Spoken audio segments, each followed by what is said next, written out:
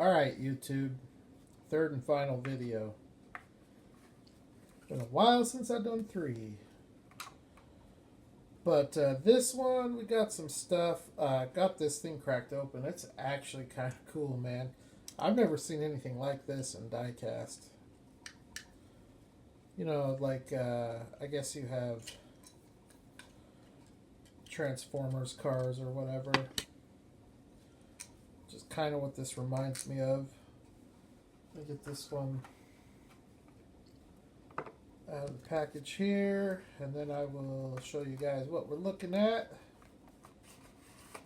So this is that muscle machine from Monster Garage from West. Was that done at West Coast Choppers? I don't know if it was, but I know Jesse James did it.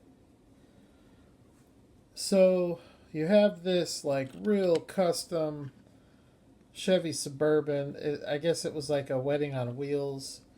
And you have the aisle so the bride and groom can walk down. And then on the back here you had an organ player. So right here you have the organ pipes. There's all kinds of like customized stuff going on in there. So my thought in the package was, I wonder when it collapses down how it looks. So I'll show you guys how it collapses down. So first off, you can fold these up. And then what you got to do is bend the pipes down, and that pulls the organ in. And then this is just on a little track, and it slides down. And then you can push the organ the rest of the way in and close the doors. But as a 1-to-1 scale car, you do have to close the doors in the right order. And then it looks like a pretty nice Suburban casting. That's the crazy thing about it is it's actually a really nice Suburban. This was 2004. Here's your base. I have not checked eBay. I have no idea what the value is on this.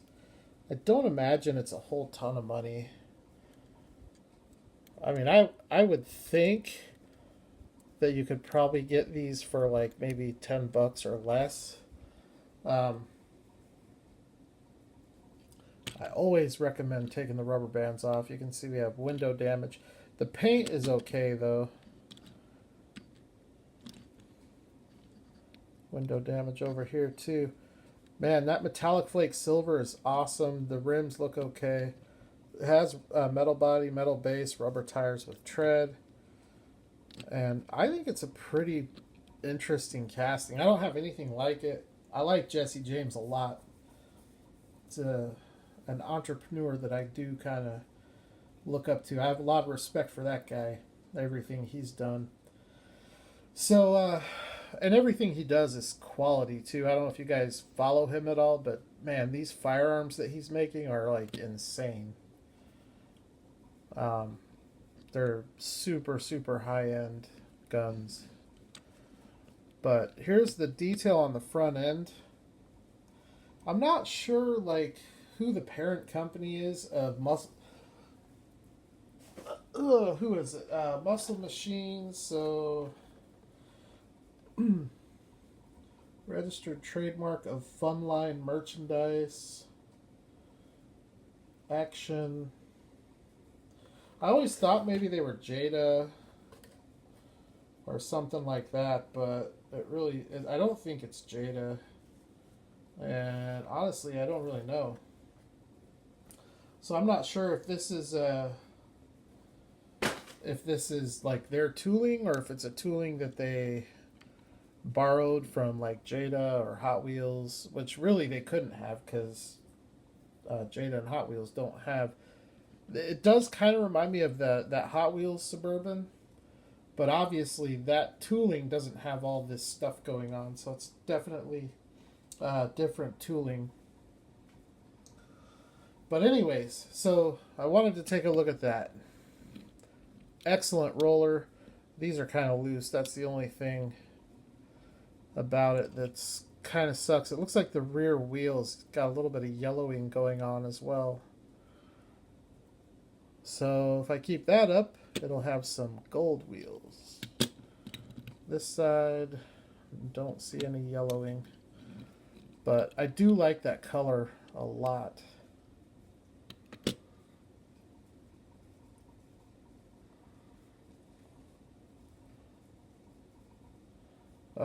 Stand by just a second.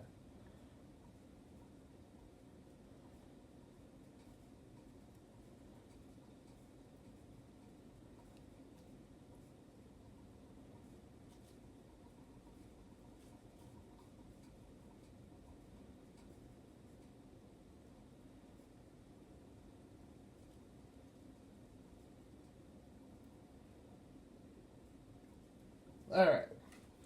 So the next car we're going to take a look at, and this is really heavy too. It has some kind of like pistons in the passenger seat, like they look like gas shocks or maybe hydraulics of some kind, which would make sense because there's a lot of stuff going on. So you could use hydraulics to get these side doors open, to get the back open, to slide the organ out, or to open up the top. So I'd imagine that truck had a lot of hydraulics going on with it. Don't have a lot of battery life left, so I'm only going to take a look at two cars. One of the cars I wanted to take a look at is this Kyosho Murcielago. Super nice roller. Any of you diecast, premium diecast collectors that are not collecting Kyosho, at least, even if it's just at a real basic level, like you get one every month or every couple months, I'm telling you, you are missing out. These are some of the nicest diecast cars you can get. Transparent lens headlights and taillights on this model. Very nice taillights. You have your reverse lights, your indicators. Nice big spoiler there. The wheels are prototypical. So very nice prototypical wheels with rubber tires, in this case slicks.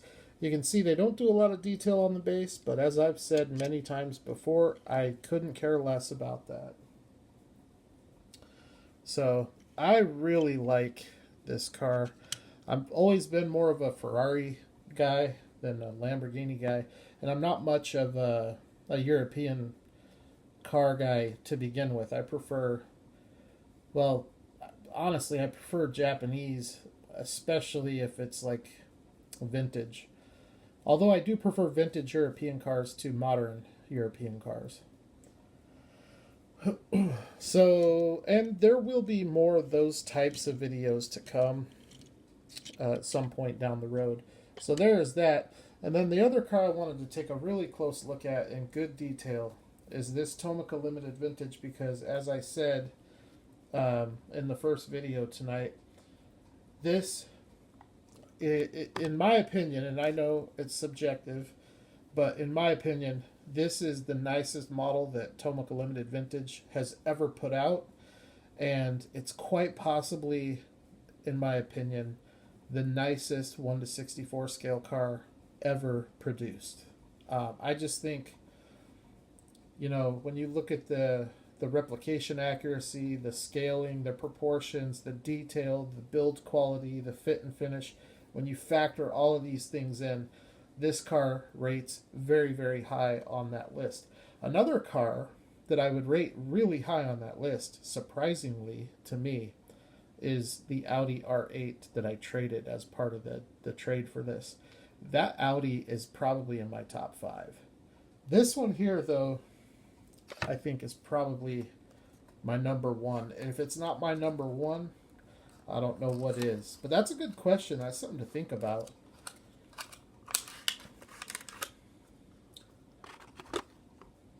This thing is just, I mean, I can't get over how nice it is. You know, while I was waiting, like while our deal was pending, I went on to eBay just to see like what these are going for. Because at the time I traded it to him, these were listed on eBay, and you could go on there and get them. And I think it was like $40 at that time. But now And that was a year ago. Now it's like you can't find these on eBay. They have this casting, but it's like they have like a red, white, and blue racing one, and then they have it's like they have a couple racing models, but there's no substitute for silver. And I absolutely love these wheels on this car. So I'm glad we were able to make a deal. I learned my lesson trading this the first time. This is a car. I know I say everything has a price, but I don't think this car's ever going to leave my collection again. The Nissan Z, going back to the 280Z, the 260, and the 240, and even some of the 300s, the early 300s, before they changed the body style on the 300, they are. It's a relatively difficult car to get right when you're replicating it. Nowadays, it's probably not because everything is digital and you can digitally scan it and scale it down. But early on in diecast, and probably actually for a long time until probably relatively recently, that it wasn't done that way. It was done, you would have a guy would sculpt the car. Well, he'd probably sketch it first, and then he would sculpt it, and then they would make a mold so that they could make a casting. But I don't honestly know how it's done now, but I would imagine with modern technology, it's got to be digital. I can't think of any reason why it wouldn't be. It would save a lot of money, it would save a lot of time. But where I was going with that before I got all sidetracked is it's a hard car because of the lines of the car, because of just the length of the car and the curves of the car. It's a difficult car to replicate. And the smaller you go in scale, the harder it gets to replicate. Another car, as an example, that is difficult to replicate is the second generation Corvettes. Another car that is hard to replicate is the third generation Firebirds and the third generation Camaros. And that's why, Johnny did an okay job on those. Greenlight did a fantastic job on the Firebird. But it just seems like these cars, especially these sports cars that are long and sleek, are just hard to replicate at a smaller scale. And the way you can tell that that's the case is just look at all the castings that have come out. You can only assume that it's hard because most of them are awful. Most of them are just awful examples of. Matchbox did this very car. Actually, it's back in like it's back in the 70s, back when Lesney had them, and it was I think it was a super fast, and for the time it might have been a nice Nissan Z to have, but now if you compare that to this, there is no comparison. Granted, it's 40 years of technological evolution, and you're also paying, back then that was a 70-cent car, and this is when it comes out as a $20 to $25 car. So that's obviously different, but it's just amazing the work that those guys do at Tomica. I mean, this thing is just so nice looking. It's a very, very, very easy car to appreciate.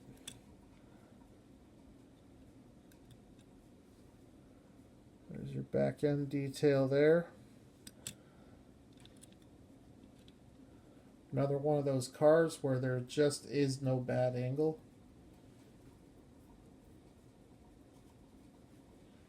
Now, another car that I gave up as part of this trade is the TLV 280Z that I had. And when I initially suggested or offered the trade, I included that car because the first thing I did when I traded him this is I went on to get another one of these on eBay, and they didn't have any, or the one that they did was like double what I wanted to pay. So I got the next closest thing, which was the white 280Z. And it's a nice car. It's a really nice car, but it's just not this nice. But I figured, I'll take your TLV Fairlady Z, and I'll send you my TLV Fairlady Z with a bunch of other nice stuff. And that's kind of how it worked out. But I wish I had it, kind of. I mean, I'm glad that he got it to replace this. But it would be kind of cool to see them both side by side to do a comparison, because they're very different. This is a 260, that's a 280.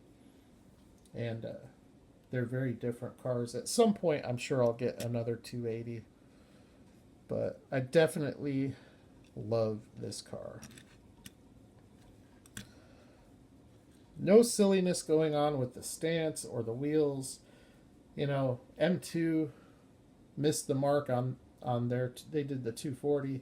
The casting itself on that, I think, came out really nice, but they missed the mark on the stance, and then they tried redoing it with the lower base, and then they got that wrong too. You just don't get those issues with Tomica, with the limited vintage. Really nice metal base, super clean car.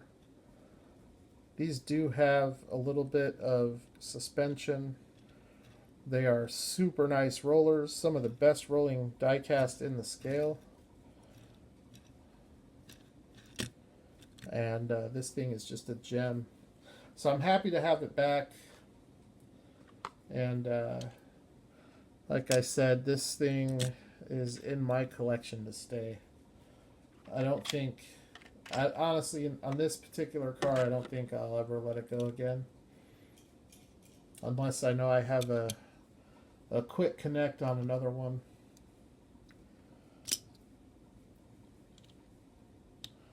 So anyways, really busy day for me for Diecast. The best day that I've had in quite a long time.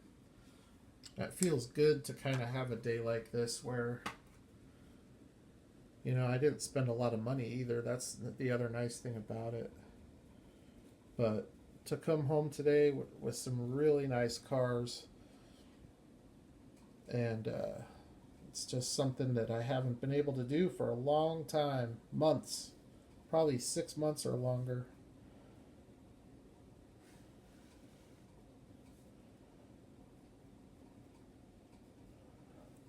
This thing right here, all you green light collectors, this casting here, that's a must-have. I have about 20 green light vans, Chevy and Dodge vans, not the Volkswagens. I have some of those too, but just Chevy and Dodge vans, I have around 15 to 20. I think this one is the nicest one by far. And they have put out some really nice vans. But this thing is just killer. It's a killer looking casting. So, yeah, and then this goofy thing.